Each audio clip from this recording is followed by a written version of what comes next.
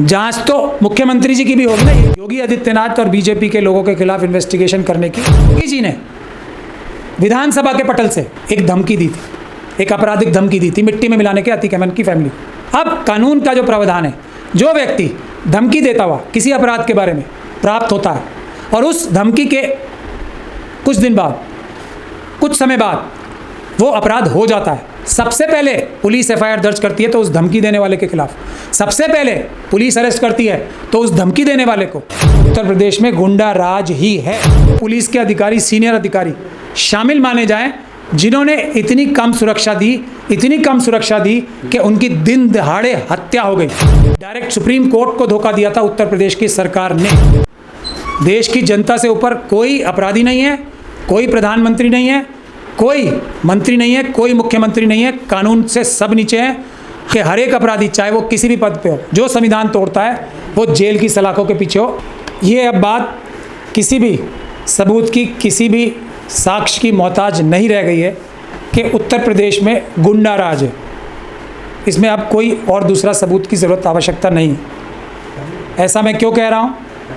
उसकी सबसे बड़ी वजह यह है, जो हत्याएं, लूटपाट, महिलाओं के साथ बलात्कार, व्यभिचार बीजेपी के खुद के ऑफिस बियरर्स, दूसरे पुलिस के अधिकारी कर रहे हैं, वो तो घटनाएं हैं ही। उससे कहीं ना कहीं जो बीजेपी और प्रशासन के मुख्यमंत्री या दूसरे मंत्री हैं, वो अपना दामन बचा लेते कि जी हम काम कर रहे हैं, प्रेस में अपनी पब्लिसिटी करके कह सकते थे। लेकिन ये जो 3 मृत्युकांड हुए, उससे ये बात एस्टैब्लिश हो गई है कि उत्तर प्रदेश में गुंडा राज ही है। पहली घटना, उमेश पाल जी की हत्या। उमेश पाल जी कौन थे और उनके साथ उनके सुरक्षाकर्मियों की हत्या और लोगों की हत्या। कौन थे वो? वो एक ऐसे व्यक्ति थे जिनका जो गवाह थे राजू पाल जी की हत्या, वो सुरक्षित एक विटनेस थे, सुरक्षित गवाह थे, प्रोटेक्टेड विटनेस थे। कौन सुरक्षा प्रदान कर रहा था उन्हें? उत्तर प्रदेश की पुलिस।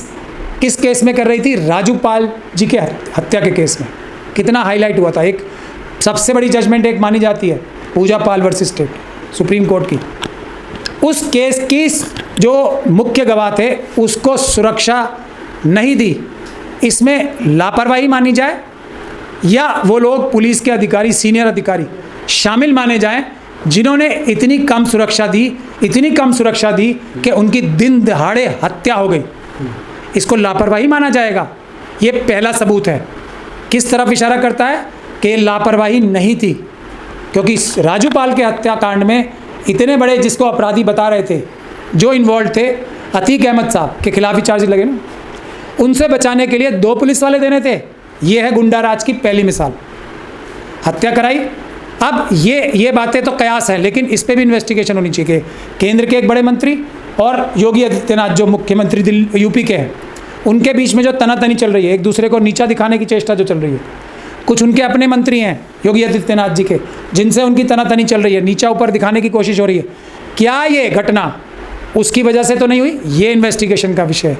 लेकिन इस प्रकार की तनातनी में इस प्रकार की घटनाएं कारित कराई जा सकती हैं पुलिस के कुछ भ्रष्ट अधिकारियों से मिलके। ये गुंडाराज हुआ या नहीं हुआ? लेकिन मुख्यमंत्री आगे जांच होगी, उसकी वो चतरी जांच की जाएगी। जांच तो मुख्यमंत्री जी की भी होगी ना, यही तो हम कह रहे हैं। जांच से ही तो पता लगता है सब, यही तो मैं कह रहा हूँ। ये मैं इसलिए आपको समझा रहा हूँ घटना चक्र कि गुंडाराज क्यों है। फिर मैं मुख्यमंत्री जी की जांच के विषय पे भी आऊँगा। उसके बाद एक एनकाउंटर हुआ जो कानून की नज़र में गलत है। एनकाउंटर के लिए मैं पहले भी बोल चुका हूँ, 2 नुकसान होते हैं एनकाउंटर से।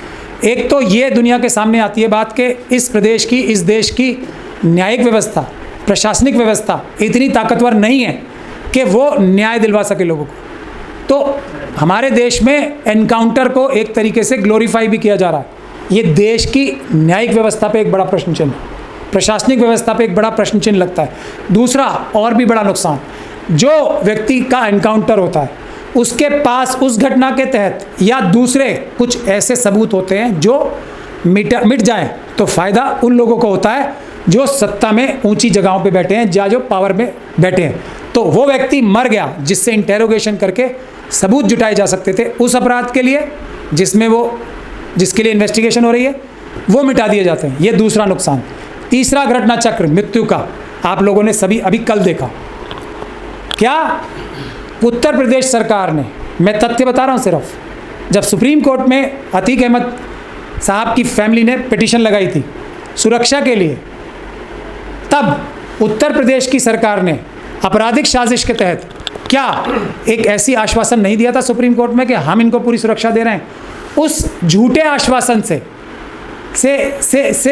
को सच मानकर सुप्रीम कोर्ट ने वो पिटीशन अलाउ नहीं की।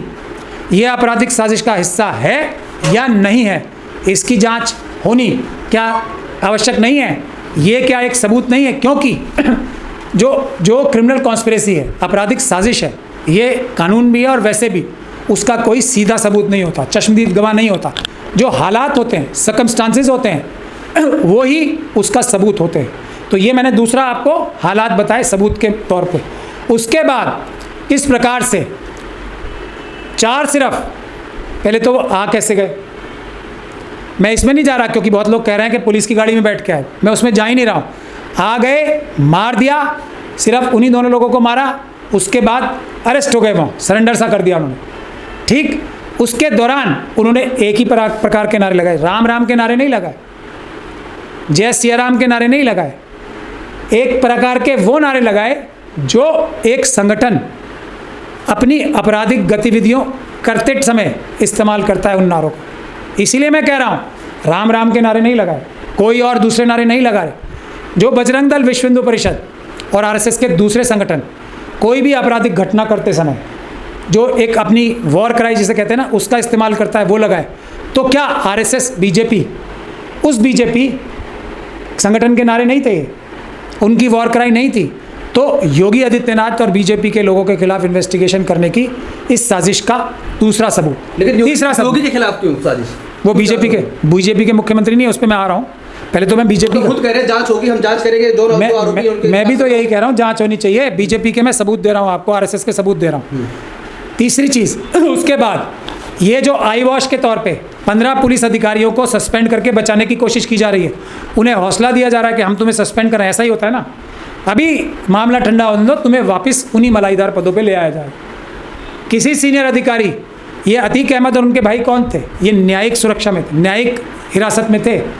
जज साहब की हिरासत में होने के बावजूद इतनी लचर व्यवस्था की गई कि उनकी हत्या की गई। किस सीनियर ऑफिसर के खिलाफ एफआईआर दर्ज की? ये है सबूत योगी जी की इन्वॉल्वमेंट। उसके बाद ये जो जश्न मनाया गया, किसी आम व्यक्ति ने नहीं मनाया है, जनता ने नहीं मनाया है, उन्हीं के जो संगठन के लोग हैं, बजरंग दल, विश्व हिंदू परिषद, वही नारे लगाते हुए, जो मारते हत्या करते समय थे, वही नारे लगा के इन्होंने जश्न मनाया। ये लोग भी सब उस घटना चक्र में शामिल हैं, उस साजिश में शामिल है। ये चौथा सबूत। पांचवा सबूत, जो क्रिमिनल मीडिया है इनकी, उसने बीजेपी और आरएसएस को राजनीतिक लाभ पहुंचाने के लिए इसको सांप्रदायिक रंग देना शुरू कर दिया इन जश्न के माहौल से, और अतीक की हत्या को किस तरीके से सांप्रदायिक रूप देना शुरू कर दिया। किसको फ़ायदा होता है? भारतीय जनता पार्टी और आरएसएस को। योगी जी ने विधानसभा के पटल से एक धमकी दी थी, एक आपराधिक धमकी दी थी मिट्टी में मिलाने के अतीक अहमद की फैमिली को। दी थी या नहीं दी थी? अब कानून का जो प्रावधान है, जो व्यक्ति धमकी देता हुआ किसी अपराध के बारे में प्राप्त होता है और उस धमकी के कुछ दिन बाद, कुछ समय बाद वो अपराध हो जाता है, सबसे पहले पुलिस एफआईआर दर्ज करती है तो उस धमकी देने वाले के खिलाफ, सबसे पहले पुलिस अरेस्ट करती है तो उस धमकी देने वाले को, उसके बाद ही बाकी जो उसके जो अपराधी साजिश में शामिल होते हैं उसके थ्रू बाकी अपराधियों तक पहुंचती है। ये कानून की प्रक्रिया एक आम आदमी को भी मालूम है और विधि को जानने वाले लॉयर्स और जजेस को भी मालूम है। उत्तर प्रदेश में कानून का राज नहीं है, फिर सुप्रीम कोर्ट को संज्ञान लेना चाहिए या कि न्यायालय को संज्ञान लेनी चाहिए। जो हाई कोर्ट है वो भी तो कुछ नहीं कर रहा है। आप सुप्रीम कोर्ट के वकील हैं, क्या करेंगे? आज 2018 से लेकर आज तक आपने कितने एग्जाम्पल देख लिए कि सभी संस्थानों पे कितना दबाव है पूरे दुनिया में, प्रेस के ऊपर, बीबीसी हो, यहाँ तक कि देश की सबसे बड़ी जो पॉलिटिकल पार्टी है उसके एक जो सबसे बड़े नेता हैं उनकी मेंबरशिप छीन लेना, उनका घर छीन लेना, उनके ऊपर दबाव बनाना, उनकी फैमिली के ऊपर दबाव बनाना। तो ये सब जो कार्रवाइयाँ चल रही हैं ये दिखाती हैं कि हर एक संस्थान को दबाने। खुद मुझे मेरे ऑफिस में रेड, अमित शाह जी, अगर मैं उनकी संलिप्तता करप्शन के केसेस में, दिल्ली दंगों में, दूसरी चीज़ों में साबित कर रहा हूँ तो मुझे मरवा देंगे क्या वो? तो लास्ट हत्यारे बचेंगे यार। अभी हाँ, मेरे ऑफिस में रेड करा देंगे वो। और फिर वो रेड की जो वीडियो फुटेज है जिसमें उनका नाम आ रहा है वो दिखाने नहीं देंगे गैरकानूनी तौर पे। ये सब जो प्रक्रियाएं चल रही हैं, इसीलिए हमने परसों एक मार्च निकाला था सुप्रीम कोर्ट की सुरक्षा के लिए, न्यायिक व्यवस्था की सुरक्षा के लिए कि हम जजेस के ऊपर बर्दाश्त नहीं करेंगे कोई भी हमला, कोई भी दबाव। कितना बड़ा समर्थन हमें प्राप्त हुआ। अब देखिए ना आप, जब जजेस को ये भरोसा हो जाएगा कि देश के मालिक, देश की जनता उनके लिए, उनके साथ खड़ी है, तो जो ईमानदार जजेस हैं वो निष्पक्ष रूप से फैसले शुरू करेंगे। अब करना चाहिए इस केस में भी।